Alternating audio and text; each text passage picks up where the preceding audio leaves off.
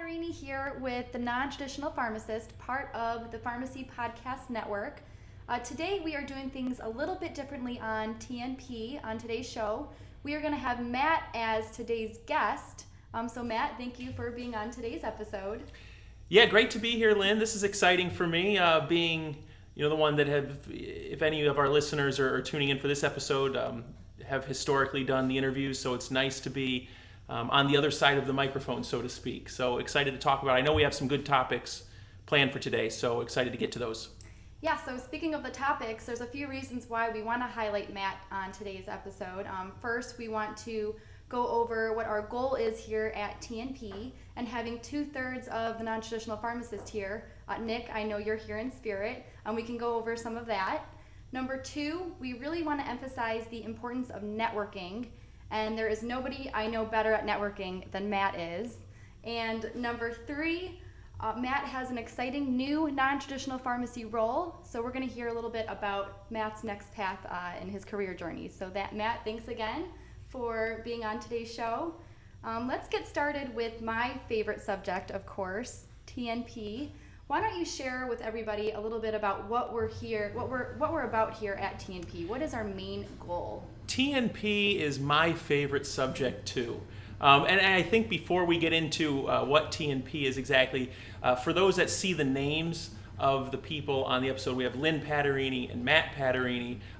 I want to make it very clear that we are husband and wife and not brother sister, just to clear up any confusion there that people that have listened before may not know. So, but TNP is something that we've started, and I know we've talked about it in previous episodes, but this is actually a good time to revisit the topic and kind of revisit what our real goal is and what our focus is with the non-traditional pharmacist.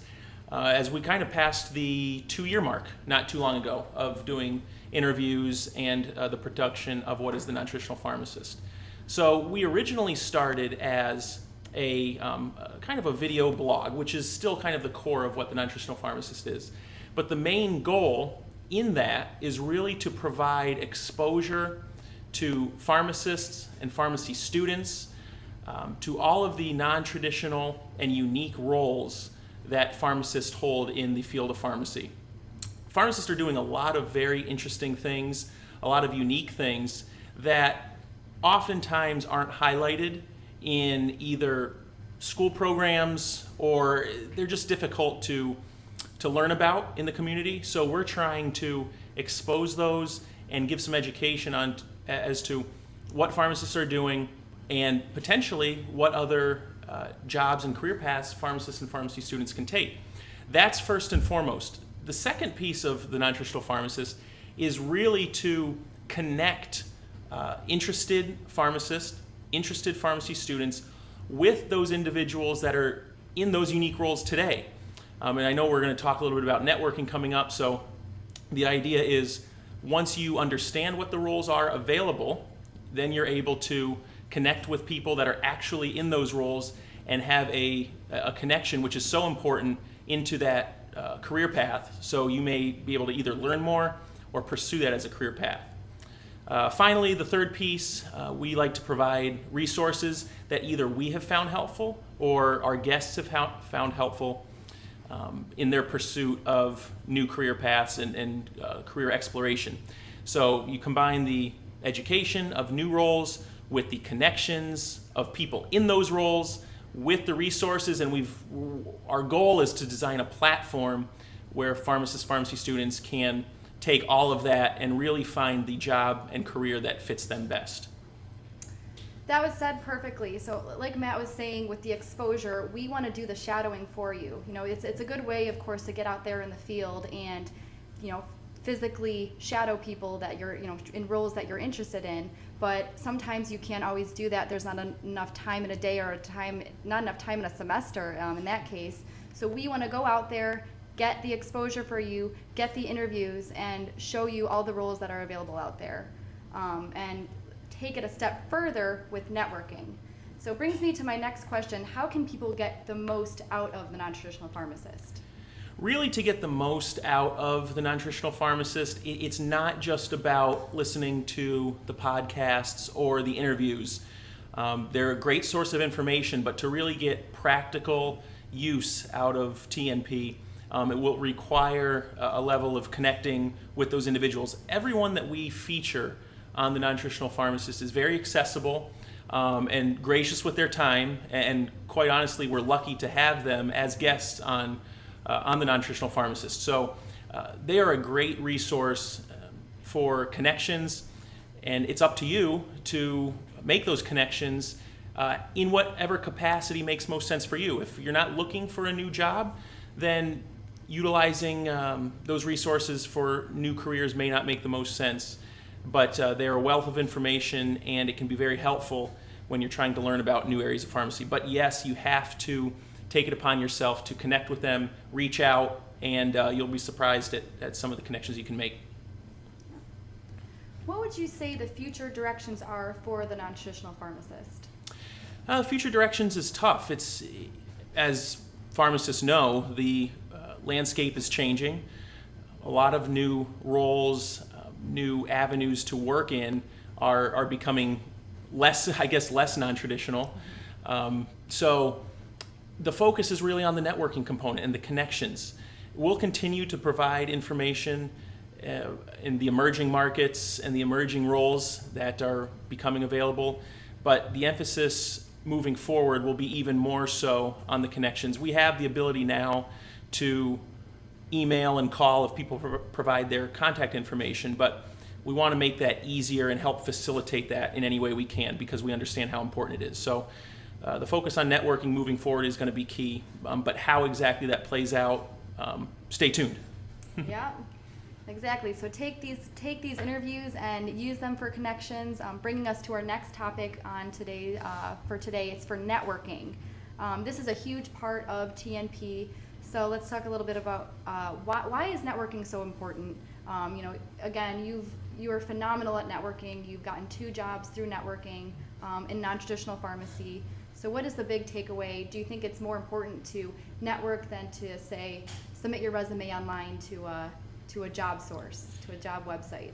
Now the job market and the way people hire is becoming so personal because there is so much information available on candidates and avenues for people to submit either resumes or fill out an application, or maybe there's job postings or even Facebook and social media. So employers have a lot of information on candidates at their fingertips, Google included, even a simple Google search. So really the way employers are making decisions on who they hire is coming down to who they have a personal connection with, who's taken the initiative to understand their business, understand what their work is day to day, how the organization runs, if the culture is a good fit. People that take the initiative to learn about those things from people that are in a position of hiring or leaders in those industries are going to have a huge leg up on people that simply mass submit applications or resumes to a website. I know from personal experience, my most recent 2 positions have been achieved through networking, either personal connections that have stumbled across accidentally, or that I've actively pursued to learn about the industry, learn about a company, and kind of taken that as a snowball effect to see where I fit best within the organization. So it's becoming critical that you network and make connections with the people that are in those positions of hiring ahead of time, even before you do any of the actions that are required of a position, like submitting a resume or application or something like that. So I would say networking is by far and away the most important thing when looking for a new job, and that goes for any industry in any role. I definitely agree with that, and I would say most, if not all, of our previous guests on our episodes have landed their careers through networking, whether it was through a rotation that they had and making good connections with their preceptors, to just having an internship in a pharmacy, and that's where they got their role. So that's a great point there. What would you say some of the keys are to networking?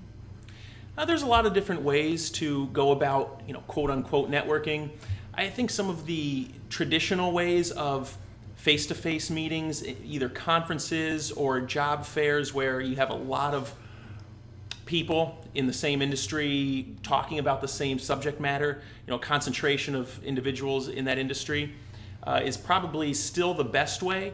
But with all of the avenues that are available today, we talked about LinkedIn, Facebook, other social media avenues.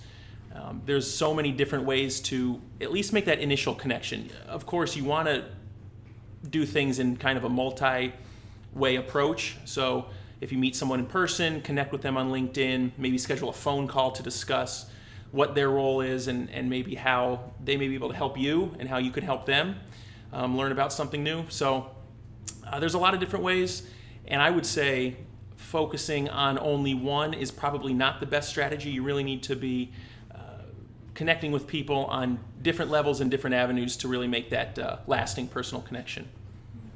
So speaking of networking, I've been excited to ask this question because I love the story behind this. What is your best networking story?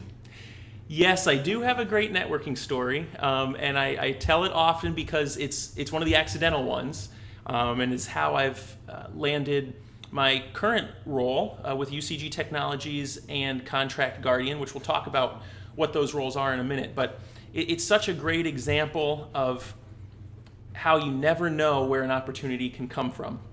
Lynn and I actually had just moved to Cleveland after graduating pharmacy school, where we both began our careers.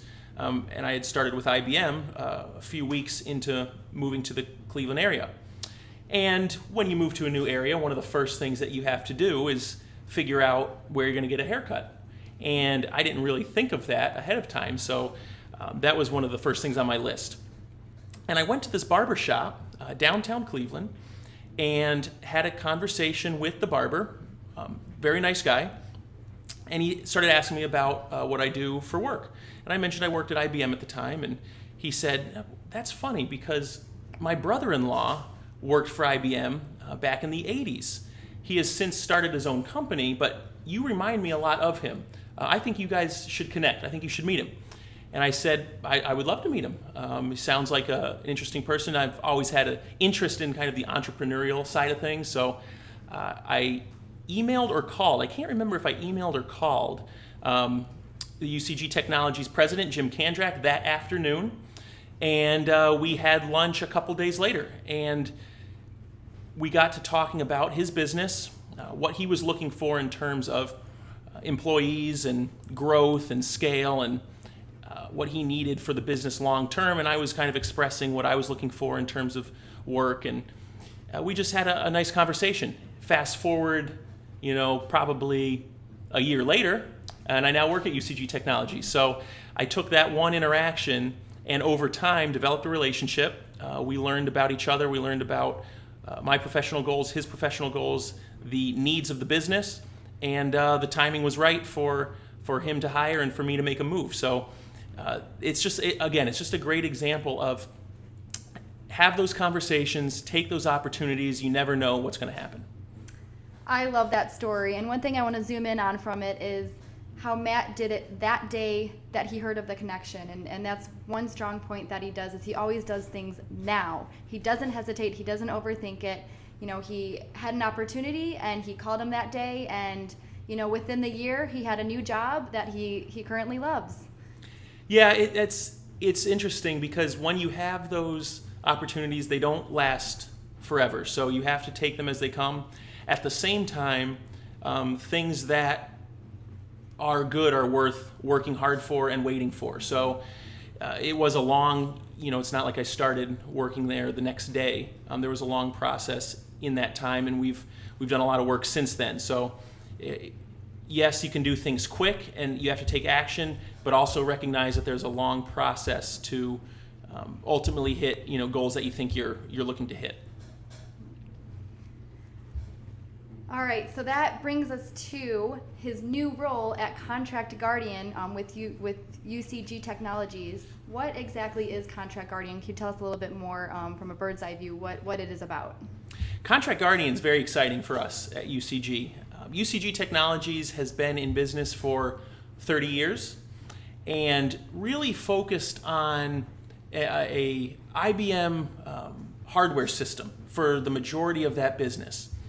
And so the opportunity came along, talk about opportunities, for UCG Technologies to acquire a software as a service solution called Contract Guardian. Now, we've had relationships, UCG as a company that is, with the Contract Guardian company for over 30 years. So talk about networking. There's a long-term relationship that has now turned into a new opportunity. But Contract Guardian itself is a software as a service cloud-based solution for health system contract management. So it's pretty cool for me as a pharmacist to be involved with this kind of at the ground floor, just as we're getting it going. But we do contract management, agreement management, any kind of documents that you can think of that a hospital or health system would deal with, kind of from the administration side, not so much on the clinical side. So you think about service agreements, physician agreements, vendor agreements, any sort of administration document that a hospital or health system has to manage and organize. This solution provides the ability to organize those documents as well as provide reporting, notifications, and submit tasks for certain individuals. So it's really a full process automation tool for contracts in healthcare. So we're excited to take it from where it's been over the past 10 years, which has been a great software solution, and really apply a level of marketing and hopefully getting the messaging out to the right individuals where we can really make an impact on health system administration. And that's pretty interesting too, because you're using your, it's a little bit more applicable to use your pharmacy degree. You know, you're a little bit more in healthcare now. Would you say that's definitely a plus of the job? That's definitely a huge benefit to Contract Guardian for me personally. The other part of the business where we do data protection, disaster recovery services, we do a lot for healthcare organizations, as data protection is critical for healthcare organizations. But this is a little bit even more on the healthcare administration side, which I've always had a large interest in. So it'll be great to kind of blend my experience through pharmacy rotations and other experiences I've had and bring that to Contract Guardian. Not to mention how critical technology is going to be in healthcare. So it seems like you're definitely in the right path, career path with this. What would you say, what role does Contract Guardian, you touched on it a little bit in terms of, you said, the contract management with health systems. Can you elaborate a little bit more about the role that Contract Guardian plays in health systems? Yeah, that's a good question. It's really and I mentioned it a little bit, but it's really a full process automation tool for a number of different organizations in healthcare. It's not just for contract managers or compliance officers. We're finding that a lot of health systems are utilizing Contract Guardian across all departments. So any department that has a large number of agreements to manage or documents to organize can benefit from Contract Guardian. You think about how most health systems today do that. And it's usually through a manual process. Maybe it's Excel spreadsheets, and there's a few other tools, files, folders, shared files or folders, that is. But there's really not many using a robust contract management solution. So it's an organization tool for all those documents on the one hand. On the other hand, if you need an agreement or a document to move through a certain process within the organization, we know how many policies are in place at health systems. So a document may have to go through 3, 4, 5 different approvals before it can be executed. Contract Guardian helps manage all of that. So you can task different individuals to perform certain actions by certain deadlines and help move documents efficiently through the health system to make sure that they're executed on time and that everyone's adhering to the terms and conditions. So it's really more on the administration side, but can span across all departments. So just one last, I just want to touch a little bit on that again. Can you just give an example? So would you say it's necessarily, who is the contract between? Is it within the health system, or is it in a specific department, or is it a contract between the health system and an outside source? Could be any one of those. A good example would be a vendor contract. say a health system needs to contract with a vendor for medications, certain medications. Those contracts are negotiated, have certain terms and conditions that each party needs to adhere to, as well as follow the approval process of that health system. So vendor submits a contract, the hospital or health system goes through its initial approval, then it sends it to the relevant parties for maybe there's certain tasks that they need to perform for that contract before it's finally signed, approved, and executed by the organization or individual that has the power to do that. So it can be from vendors to the organization, it can be within the organization. Really any document that requires certain steps or approval or documentation that people adhere to certain terms and conditions can be applied with Contract Guardian. Where can people go to learn more? Is there a website they can go to, or what would you recommend if people want to learn a little bit more about Contract Guardian? Yeah, we have a great website, www.contractguardian.com, a great resource center where we have a lot of documents that provide good overview information, not just on the solution and all the bells and whistles and what it can do, but kind of some best practices and some insight as to what you can really achieve in terms of business results with Contract Guardian. So kind of more insight as to how you should be running contract management, and then how Contract Guardian helps solve some of those problems. So the website's probably the best place. Follow us on LinkedIn, connect with me on LinkedIn. I believe we have a Facebook page as well. So website's probably the best, but social media avenues, LinkedIn, YouTube channel, Facebook are good areas as well. Now, you've been with the company for about a year, and since recently you've just acquired Contract Guardian. How does this fit into your long-term goals? Where do you see yourself in the long run? Myself personally, I've always had a interest in being involved in kind of the running of a business, whether that's owning my own business or kind of running all aspects, whether that's scaling for growth, running the day-to-day operations, product development, all of that goes into running a business. So Contract Guardian with UCG Technologies gives me a great opportunity to learn about all those aspects and potentially have the opportunity to be involved in a big way in those operations long term. So it's tough to say where the end goal is, but my philosophy on my professional life is pursue work that you love to do. Doesn't matter what industry, the type of work that you love to do.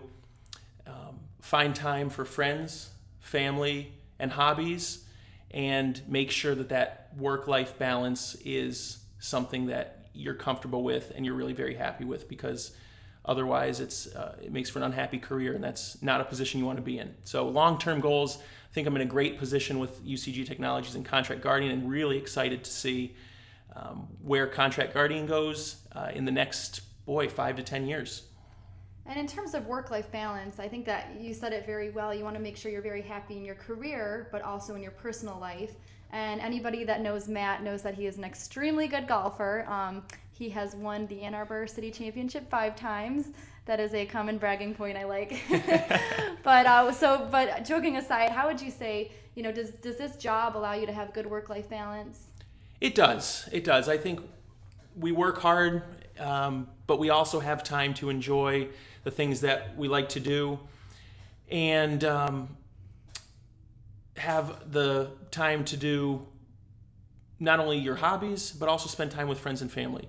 We don't work weekends, we don't work nights. Yeah, we travel sometimes, but for the most part, the company is a culture that is very much focused on work-life balance and doing what you love. So that kind of goes back to my earlier point of it's so important to look at a role and a career path that really checks all the boxes. Yes, you want to do work that you love.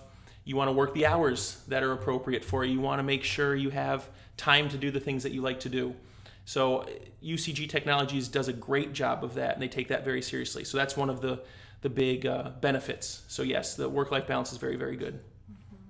Now, you did mention a little bit about your long-term goals with the company. Transitioning back a little bit more to pharmacy, where do you see the future of pharmacy? Where do you see pharmacy going? We always love asking our non-traditional pharmacy guests this question, just because right now we're in the midst of a change of where pharmacy is going and all the new non-traditional roles out there. So, what would you say? How would you answer that? I love asking all of our guests this question. We always get so many different answers, but they're all true. If that's possible, they're all so different, but they're all true. The future of pharmacy is going to look very different. It already looks different than it did 10, 15, 20 years ago. Technology is going to play a huge role as we see more development in the world of artificial intelligence and automation. The traditional role of a pharmacist is going to change a lot.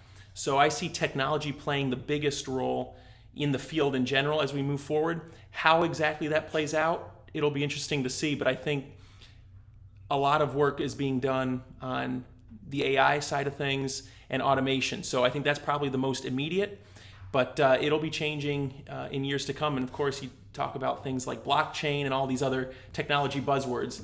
Eventually, they will make their way into the field of pharmacy, and they already are. Look at PillPack with Amazon.